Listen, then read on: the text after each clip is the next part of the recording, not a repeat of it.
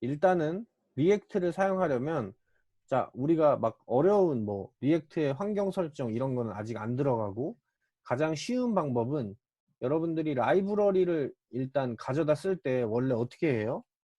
옛날에 여기다 이렇게 자바스크립트 그 뭐 jQuery면 jQuery가 제공하는 그 라이브러리 주소를 여기다 써서 임포트 시키죠.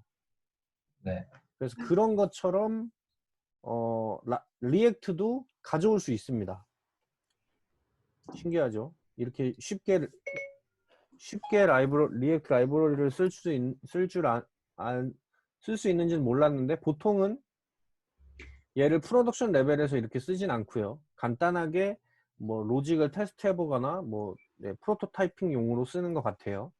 그래서 여기 제가 링크를 하나 클릭을 해보면 네, 요거를 제가 슬랙에 붙여 넣어 드릴게요. 자, 이렇게 여기 가보면은 얘는 리액트와 리액트 돔이라고 하는 아이의 그 라이브러리가 있는 주소를 웹 주소로 주고 있죠. 그래서 보통 이런 주소를 뭐라고 하냐면은 CDN이라고 불러요. 컨텐츠 딜리버리 뭐 어쩌고인데. 네. 근데 어쨌든 우리가 뭐 중요한 거는 얘는 어디선가 지속적으로 문제없이 제공을 해주기 위해 노력되고 있는 웹 주소다. 이렇게 생각하시면 되고요. 만약에 여러분들이 여러분들의 뭐 프로젝트를 하는데 이런 CDN 링크를 쓴다. 뭐 CDN의 어떤 얼마나 이 CDN이 그 어떤 트래픽을 모두 감수하는지 그런 건 잘 모르겠지만 어쨌든 그런 걸 점검을 한번 해봐야겠죠. 지금은 테스트 버전이니까 개발용으로 적합한 요 CDN 링크를 그냥 이대로 복사해서 쉬리가 계속 켜지네. CDS 때문에. 미치겠네. 이렇게 해서 보통 여기다 넣어도 되고요. 그리고 여기다 넣어도 되겠죠. 그렇죠? 그래서 여기다 넣어 볼게요. 한번 요렇게 해서 복사 붙여넣기 하면 요렇게 두 개가 추가된 거죠. 하나는 요거 react.development.js, 또 하나는 요거 얘는 react.dom.development.js 그렇게 돼 있어요. 그리고 크로스 오리진이라 그래서 네, 도메인을 뭐 CORS라고 하는 뭐 이렇게 네, 아무 데서나 못 갖다 쓰는 뭐 이런 거 그런 걸 방지하기 위한 그런 처리인데 어쨌든 CDN은 당연히 크로스 오리진을 허용해야 되죠. 그래서 요게 두 개를 추가하면 어떤 일이 벌어지냐면 보통 에딧은 아시겠지만 그 jQuery를 추가하면은 여기 뭐가 생겨요? 요런 게 생기죠. 네. 네. 근데 리액트를 추가하면 뭐가 생기냐면 console.log 전역에 얘를 이렇게 추가했기 때문에 전역에 생깁니다. 전역에 요런 애가 생길 거예요. 리액트인가? 자, 제가 먼저 해볼게요. 리액트 돔 이렇게 저장하고 새로 고침해보면 나오네요. 저는 여러분들도 여기 한번 써보세요. 한 줄은 리액트, 한 줄은 리액트 돔.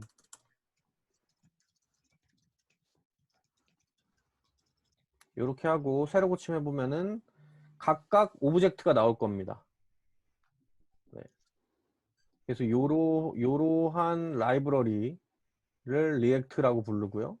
그리고 요러한 기능을 제공해주는 라이브러리를 리액트 돔이라고 불러요. 네. 그래서 이 두 개는 리액트를 하려면 꼭 필요한 라이브러리예요. 그래서 얘 두 개를 이렇게 CDN으로 가져왔더니 이제 우리는 얘를 쓸 수 있는 상태가 된 겁니다. 자, 그래서 얘를 한번 생각을 해보면 얘는 이런 거예요. 리액트 컴포넌트를 만드는 라이브러리 라고 생각하시면 되고요. 그리고 얘는 리액트 컴포넌트를 그리게 해주는 그리는 라이브러리. 그냥 단순하게 이렇게만 생각을 해볼게요. 자, 그래서 우리가 처음으로 할 일은 리액트 라이브러리 만들기예요. 하나만 만들어 볼 거고 그 아이를 리액트 컴포넌트죠. 컴포넌트를 만들기를 할 거고요. 두 번째로는 그 리액트 컴포넌트를 그리게 하기 뭐 이렇게 일단 두 개로 섹션을 나눠 볼게요. 자, 그래서 리액트 그냥 사실 막 리액트가 뭐 버철돔 막 이런 가상돔을 활용하고 뭐 리액트의 컨셉은 뭐 이런 걸 설명하는 것보다는 일단 그냥 라이브러리를 직접 쓰면서 부딪혀 보는 거예요. 그래서 리액트 컴포넌트를 원래 만드는 가장 기본적인 이 리액트라는 API를 사용해서 리액트 컴포넌트를 만드는 방법은 굉장히 심플한데요. 이런 겁니다. const 컴포넌트 이름이 컴포넌트라고 부를 거고요. 걔는 아까 제가 리액트라는 애로 만든다고 했었죠. 리액트 점 이렇게 하면 여기에 지금 안 나오는데 여기에 마치 돔처럼 다큐멘트처럼 create element 이런 게 있습니다. 그래서 얘 이름이 맞나? API를 그러니까 원래는 이렇게 쓰지 않아요. 근데 여러분들 지금 개념을 익히느라고 이렇게 한번 먼저 접근을 해보는 건데요. 이 create element라고 하는 함수가 리액트에서 제공이 되는 거죠. 그래서 UI는 여기 가보시면은 네, 여기 있죠. create element 이렇게 생겼어요. 그래서 얘를 어떻게 쓰냐면 제가 API 참고서에 리액트 가면 네, 리액트 create element 여기 있다. create element 이렇게 돼 있어요. 요 형식대로 사용을 하는 건데요. 요 형식을 아직 잘 모르시기 때문에 그냥 가장 쉬운 형태를 보면요. 아까 전에 제가 만들었던 거를 리액트 컴포넌트로 만들어 볼게요. 아까 전에 제가 만들었던 거는 이거였죠. P 이거였죠. 그래서 요거를 이 컴포넌트로 그냥 하나의 컴포넌트로 만들어 보는 거예요.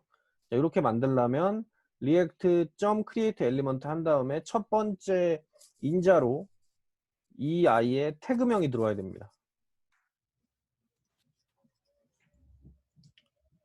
자, 그리고 두 번째는 이 아이한테 뭔가 주어질 다른 요소가 필요한데 일단은 지금 우리가 복잡한 거 안 하고 저렇게 단순한 애를 만드는 거니까 두 번째 그냥 널이라고 할게요.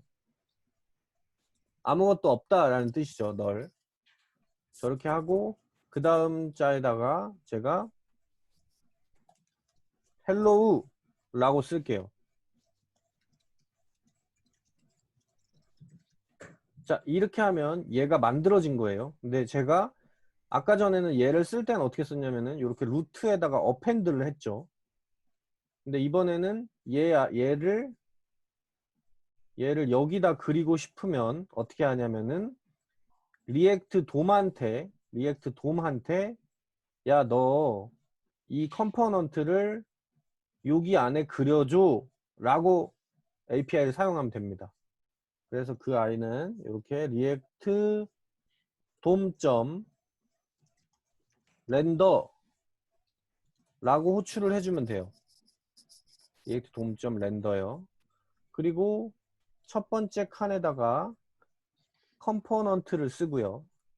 두 번째 칸에다가는 되게 특이하게 저 루트 돔을 쓰는 거예요. 자, 그럼 아까 제가 말한 것처럼 야, 너 div 아이디가 루트인 돔에다가 여기가 돔이죠. 요거 두 번째 인자에다가 내가 만든 리액트 컴포넌트 첫 번째 인자를 그려줘라고 리액트 돔한테 시키는 거죠. 자, 이렇게 하고 저장한 다음에 새로 고치면 나오죠? 네. 네, 여러분들 나오죠? 네. 지금 제가 한 게 아까 그 행위랑 똑같은 행위를 한 겁니다. 네. 근데 자, 일단 일단 제가 여기서 이걸 잘 안 쓴다고 얘기를 드렸는데 왜 그러냐면은 만약에 우리가 첫 번째 컴포넌트가 이거였어요.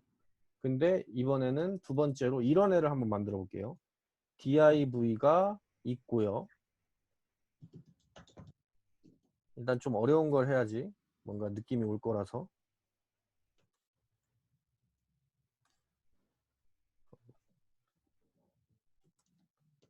div의 사이에다가 h1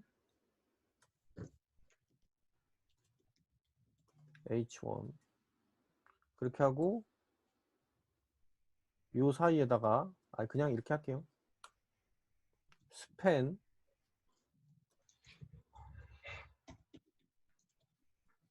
그 다음에 여기다가 hello world 이거를 하나의 컴포넌트로 만든다고 생각을 해볼게요. 그러면 얘를 어떻게 만드는지 저랑 차근차근 해보겠습니다. 우선 먼저 알아야 될 게 이게 도대체 무슨 구성이냐라는 건데 오늘은 이 널 칸은 배우지 않을 거예요. 요 칸은 배우지 않고 첫 번째 요 칸은 뭐였어요? 요 태그에 들어가는 이름이었죠. 그리고 여기 들어가는 게 요 사이에 들어가는 이름이었죠. 그러면 네. 가장 낮은 아이부터 가장 자식이라고 해야 되나? 가장 안쪽에 있는 애부터 생각을 해보면 얘를 만든다고 생각을 해보겠습니다. 얘를 만들려면 이렇게 되겠죠. 밑에다 쓸게요. react.createElement의 첫 번째 게 span, 두 번째 건 무조건 널 지금은 널이고 세 번째 게 이거죠.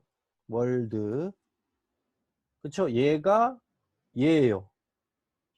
그쵸? 그리고 얘와 다르게 얘만 있는 게 아니라 얘가 같이 있네요. 그래서 얘는 자 여기에 자식인데 자식이 이렇게 점점점 여러 개 들어갈 수 있어요. 그래서 얘와 얘를 합해서 이렇게 앞에는 hello 뒤에는 이렇게 되는 거예요. 그럼 얘를 또 감싸야죠. react.createElement의 앞에가 h1 태그고 뒤에가 가운데가 널이고 뒤에 이 부분에 얘네 두 개가 들어가는 거예요. 그렇죠? 이렇게 되는 거예요. 그럼 얘가 요만큼 한 거죠. 그 다음에 얘를 또 합니다. div를 만들어야 되니까 create element의 div에 널에 요 사이에 얘를 이렇게 넣어줘야죠. 이렇게 생겼어요. 그 다음에 얘 이름이 뭐냐면 얘가 컴포넌트고요. 얘는 잠깐 주석하고요.